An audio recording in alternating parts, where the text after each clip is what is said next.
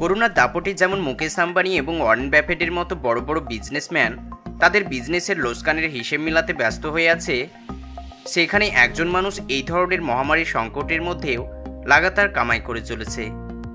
বন্ধুরা, আজ কোনো সাধারণ মানুষের কথা বলা হচ্ছে না, দুনিয়ার সবচাইতে ধনী মানুষ জেফ বেজোসের কথা বলা হচ্ছে। 2020 সালের জুন মাসের হিসেব অনুযায়ী 159 আরব ডলারের মালিক তিনি।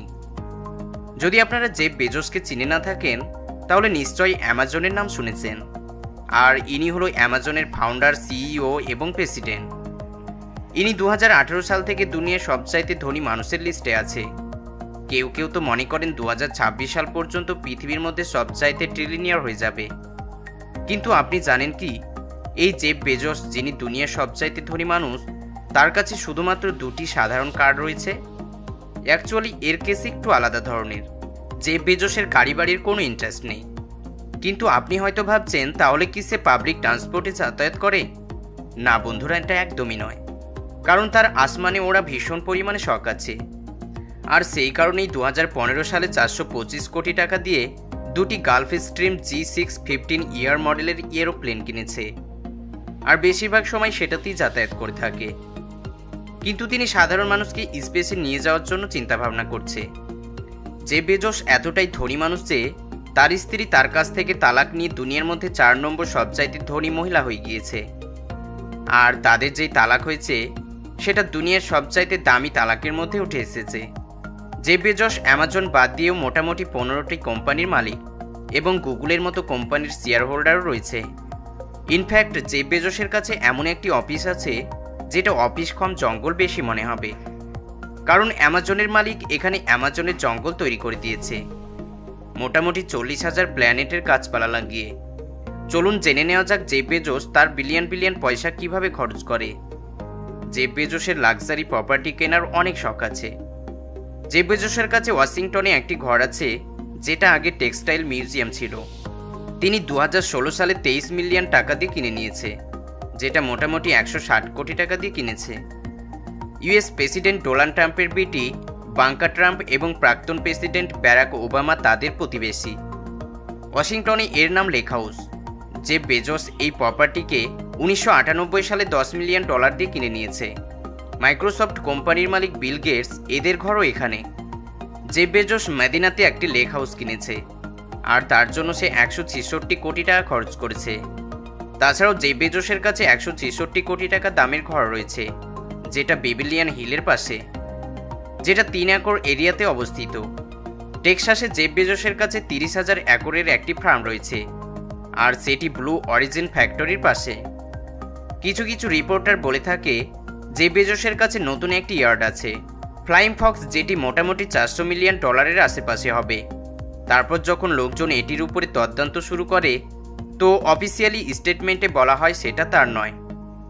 জেফ বেজোসের কোম্পানি। পৃথিবীর বেশিরভাগ মানুষ জেফ বেজোসকে শুধুমাত্র অ্যামাজনের কোম্পানির মালিক হিসেবেই জানে, কিন্তু জেফ বেজোস শুধুমাত্র একটি কোম্পানিতেই কাজ করে না। জেফ বেজোসের কতটি বিজনেস আছে এখনো পর্যন্ত কেউ সঠিকভাবে জানে না। তার মধ্যে শুধুমাত্র 15টি কোম্পানির মালিক হিসেবেই জানা যায়। যেমন 141 সালের পুরনো news paper company the Washington post Jeff Bezos কিনে নিয়েছে, আর সেটি 2013 সালের আগস্ট মাসে 250 মিলিয়ন ডলার দিয়ে কিনেছিল। জেফ বেজোস 2016 সালে গুগল কোম্পানিতে 2.5 মিলিয়ন ডলার ইনভেস্ট করেছে। সেই ইনভেস্টমেন্টের স্টকের হিসেবে 3.3 মিলিয়ন শেয়ারের মালিক হয়ে গিয়েছে, যেটা 2016 সালে 93 বিলিয়ন ডলার সমতুল্য ছিল। এছাড়াও যে কোনো সিনেমা এবং ওয়েব সিরিজের রেটিং দেখার জন্য আপনি যেই ওয়েবসাইটটি ব্যবহার করেন সেটাও জেফ বেজোসের। হ্যাঁ বন্ধুরা, IMDb সেটাও অ্যামাজনের মধ্যেই রয়েছে। এটা 1998 সালে $55 দিয়ে কিনে নিয়েছিল। আজকাল প্রায় মানুষই অডিও বুক শুনতে বেশি পছন্দ করে, কারণ এতে হরার স্টোরি, রোম্যান্টিক স্টোরি এবং বিভিন্ন ধরনের স্টোরি শুনতে ভালো লাগে। সেই অডিও বুক শোনার জন্য অডিয়েবল সফটওয়্যারের নাম তো অবশ্যই শুনেছেন, আর সেই অডিয়েবল সফটওয়্যারটিও জেফ বেজোসের। আর অ্যামাজনে 2004 সালে এটাকে 300 মিলিয়ন ডলার দিয়ে কিনে নিয়েছিল। ভারতে এই অডিও অ্যাপসটিকে হিন্দিতে শোনার জন্য অ্যান্ড্রয়েড ভার্সন অডিয়েবল সুনু নামে 2019 সালের ডিসেম্বর মাসে ফুল ফ্রি করা হয়েছে। আজ পর্যন্ত আপনি অ্যালেক্সার সম্বন্ধে হয়তো আপনি জেনে আছেন, আর এই অ্যালেক্সাকে জেফ বেজোস $250 মিলিয়ন দিয়ে কিনে নিয়েছে। জেফ বেজোস ব্লু অরিজিন নামের কোম্পানির মালিক, যেটা স্পেস ট্রাভেল সম্ভব করার জন্য উঠে পড়ে কাজ করছে। জেফ বেজোস এই কোম্পানিতে প্রত্যেক বছর $1 বিলিয়ন ইনভেস্ট করে থাকে, আর এই প্রজেক্টের সাহায্যে যেন চাঁদ পর্যন্ত যে কোনো বস্তুকে নিয়ে যেতে পারে তার চেষ্টা চালানো হচ্ছে। 2024 সাল পর্যন্ত সাধারণ মানুষ পর্যন্ত চাঁদে ভ্রমণ করতে পারবে বলে আশা করছে। সোশ্যাল ক্যাটালগ ওয়েবসাইট কিনে নেওয়ার পর গুডরিডস নাম দিয়ে 2007 সালের জানুয়ারি মাসে লঞ্চ করা হয়েছে। জেফ বেজোস হলিডে ট্রিপ করতে পছন্দ করে। কিছুদিন আগে জেফ বেজোসকে রোমে দেখা গিয়েছিল, যেখানে পুরো ফ্যামিলির সঙ্গে দেখা গিয়েছিল।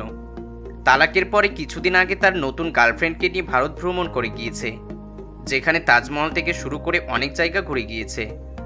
Jeff Bezos university of Washington ফাউন্ডেশনে মোটামুটি 18 কোটি টাকা ডোনেট করেছে। তাছাড়াও জেফ বেজোস অনেক সংস্থাকে ডোনেট করেছে। জেফ বেজোস একদিনে কোটি কোটি টাকা ইনকাম করে থাকে। কিন্তু আপনি জানেন কি কোটি কোটি টাকা কামানো এই জেফ বেজোস তার এবং তার পরিবারের সিকিউরিটির জন্য কোটি কোটি টাকা খরচও করে দেয়। জেফ বেজোস প্রত্যেক দিন তার সিকিউরিটির জন্য 2.8 লাখ টাকা খরচ করে, আর যদি সেটা মাসের হিসেব করা হয় তাহলে জেফ বেজোসের এই সিকিউরিটিকে মোটামুটি 85 লক্ষ টাকা বেতন দিতে হয়। আর যদি গোটা বছরের হিসেব করা হয় তাহলে সেটা হবে মোটামুটি 10 কোটিরও বেশি।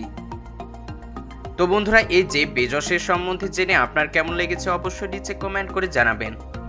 আর ভিডিও যদি ভালো লাগে তাহলে ভিডিওতে একটা লাইক অবশ্যই করবেন, এবং আমাদের চ্যানেলের আরও ভিডিওগুলিকে দেখার জন্য চ্যানেলটিকে সাবস্ক্রাইব করতে ভুলবেন না। আবারও দেখা হবে নতুন কোনো ভিডিওর সাথে। ততক্ষণ পর্যন্ত ভালো থাকুন, সুস্থ থাকুন।